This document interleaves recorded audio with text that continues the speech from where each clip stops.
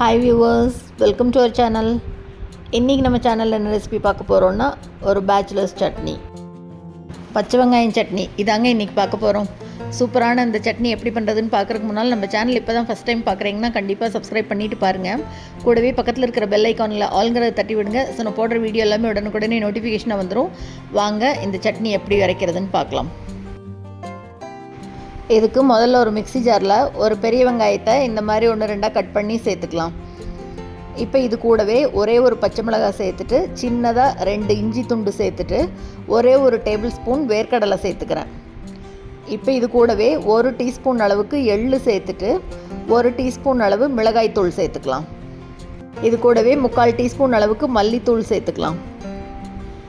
இப்போ 1/4 டீஸ்பூன் அளவு கரம் மசாலா சேர்த்துட்டு இந்த சட்னிக்கு தேவையான அளவு உப்பு சேர்த்துக்கலாம். இது கூடவே நல்லா ஃப்ரெஷ்ஷாக கட் பண்ண கொத்தமல்லி தழை கொஞ்சம் சேர்த்துட்டு ஒரே ஒரு கரண்டி அளவு கெட்டி தயிர் சேர்த்துக்கலாம். இந்த சட்னி தண்ணி விட்டு அரைக்கக்கூடாது. இந்த ஒரு கரண்டி தயிர் போதும். தயிரும் ரொம்ப ஊற்ற வேண்டாம். இப்போ இது எல்லாத்தையும் பாருங்கள், இந்த மாதிரி கொரகொரப்பாக அரைச்சிக்கணும். ரொம்ப நைஸாக அரைச்சிடக்கூடாது இந்த சட்னியை. எல்லாத்தையும் ஒரு பவுலுக்கு மாற்றிட்டு இப்போ இதுக்கு சின்னதாக ஒரு தாளிப்பு போட்டுடலாம். எண்ணெயில் சீரகம் மட்டும் சேர்த்து நல்லா பொரிஞ்ச உடனே இது மேலே அப்படியே கொட்டிட வேண்டியது தான். அவ்வளோதாங்க.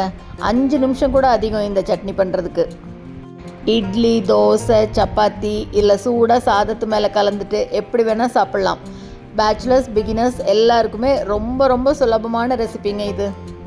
டேஸ்ட் அட்டகாசமாக இருக்கும். தயிர் ஊற்றி அரைச்சிருக்குமா பாருங்கள், இந்த அளவு அரைச்சா போதும். ரொம்ப நைஸாக வேண்டாம், இந்த மாதிரி கொரகொரப்பாக இருந்தால் போதும். ரொம்பவே டேஸ்டியான சுலபமான இந்த சட்னியை நீங்களும் செஞ்சு பார்த்துட்டு மறக்காமல் கமெண்ட்டில் சொல்லுங்கள். தேங்க்ஸ் ஃபார் வாட்சிங்.